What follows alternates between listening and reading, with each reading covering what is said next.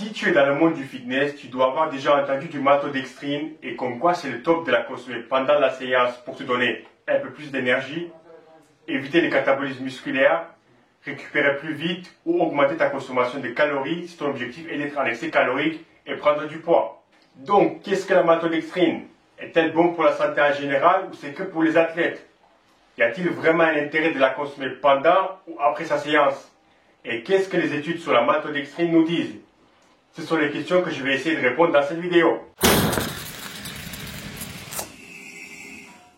Déjà, la maltodextrine est un glucide artificiel fabriqué à partir d'amidon. L'amidon passe par un processus appelé hydrolyse partielle où de l'eau et des enzymes sont ajoutées pour digérer partiellement l'amidon.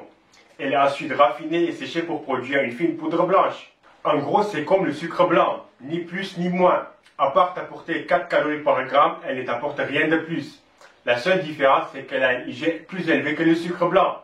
Donc ton corps l'assimile plus rapidement. Et tu auras une plus grosse pique d'insuline si tu consommes une bonne quantité. La maltodextrine est utilisée comme additif alimentaire dans de nombreux produits transformés pour créer du volume, améliorer la texture et prolonger la durée de conservation. Comme dans les bonbons, certains yaourts faibles en graisse, la plupart des boissons sportives, la vinaigrette, du savon et certains produits de beauté. Mais nous, on va parler du maltodextrine car elle est utilisée en tant que complément alimentaire pour les sportifs. Et c'est essentiellement le sujet de la vidéo. On va d'abord aller faire un tour sur 2-3 sites de compléments pour voir ce qu'ils nous disent sur la maltodextrine. Sur un site, super source d'énergie, excellente pour la prise de masse, se mélange instantanément. Sur un autre, apporte de l'énergie à libération rapide tout en maintenant ton endurance, ta vitesse, ton énergie et ta force. Elle va vous permettre d'avoir de l'énergie disponible constamment, mais surtout diminuer vos taux de cortisol qui augmentent au fur et à mesure de la séance. Obtenir de l'énergie supplémentaire pour vos entraînements et pour une récupération rapide. Voilà un peu ce que les marques nous disent sur la maltodextrine. Et c'est un peu aussi ce que la plupart des gens qui en consomment disent. Mais bon, il ne faut jamais faire confiance à ce qui est écrit sur les sites de compléments alimentaires. Au final, c'est un business et il faut qu'ils vendent leurs produits. Bon, pour faire simple, comme j'ai déjà dit, la maltodextrine pour notre cas ici, c'est comme le dextrose ou le sucre blanc avec une IGE encore plus élevée. C'est-à-dire que ton corps l'absorbe encore plus rapidement. Comme c'est un glucide, chaque gramme est égal à 4 calories. Et c'est tout.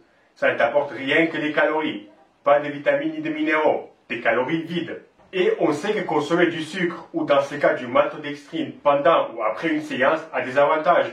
Pour avoir plus d'énergie ou pour accélérer la récupération. Pendant l'exercice, le corps décompose les réserves d'énergie stockées appelées glycogène en une forme utilisable appelée glucose.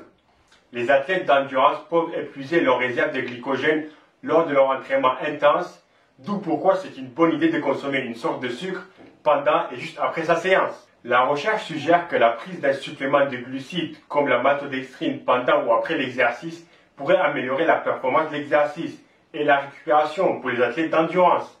Par exemple, une étude portant sur 8 cyclistes masculins en bonne santé a comparé les effets de prise d'un placebo et d'un supplément de maltodextrine sur la performance cycliste. Ils ont constaté que les cyclistes améliorent leur temps moyen pour compléter tous les tours de 26 secondes lorsqu'ils prennent du supplément de maltodextrine comparé au placebo. J'aurai le lien en bas si vous voulez regarder les détails et voir ce que 26 secondes représentent. Le problème ici, c'est que les gens ont du mal à comprendre. C'est qu'une séance de musculation classique où tu t'entraînes intelligemment pour un individu naturel, où tu fais une série, puis tu t'assois pour récupérer 1-2 minutes, et ça pendant 1 heure, 1 heure et demie, ne vide pas tes réserves de glycogène. Et pas besoin de manger du sucre rapide pendant ou juste après pour remplir quoi que ce soit. 1 voire 2 repas classiques après ta séance remplit ce que tu as consommé pendant ta séance. Et si tu as besoin de sucre ou des calories vides pendant ou juste après ta séance pour la récupération, c'est que tu n'as pas un programme adapté à toi. Tu ne manges pas assez ou tu as besoin d'améliorer ton hygiène de vie car là ça ne va pas. Si tu prends du sucre au milieu de ta séance parce que tu penses que ça va te donner plus d'énergie, c'est plus psychologique qu'autre chose. On parle des musculations et pas ceux qui font du cardio pour la performance pour plus qu'1 heure. Et au niveau récupération, c'est intéressant si tu ne peux plus rien manger après ta séance et tu comptes faire une deuxième séance quelques heures plus tard. Et surtout que tu n'as pas un problème de poids.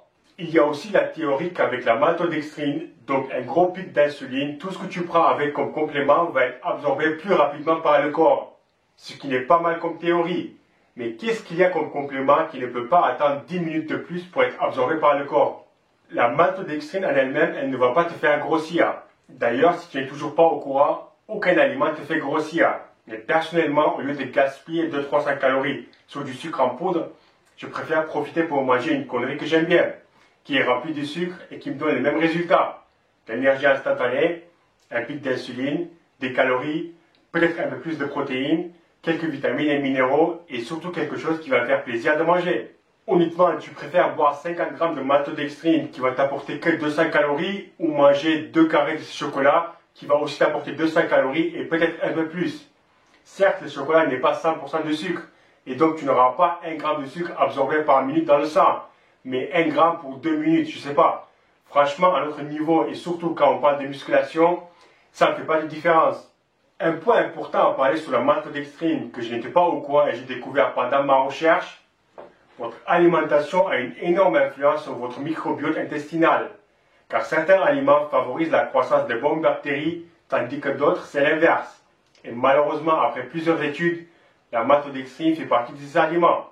Plusieurs études sur les animaux et les humains atteints de maladies digestives ont montré qu'une alimentation riche en maltodextrine peut modifier la composition des bactéries intestinales, rendant le corps plus sensible aux infections et aux maladies. Dans une étude, les chercheurs ont découvert que l'exposition des cellules intestinales humaines à la maltodextrine aide les bactéries nuisibles comme E. coli à croître et à développer des caractéristiques qui endommagent l'environnement intestinal. Une autre étude a révélé que l'exposition des cellules intestinales des souris à la maltodextrine a diminué leur réponse antibactérienne, ce qui en fait une cible plus facile pour l'invasion de Salmonella.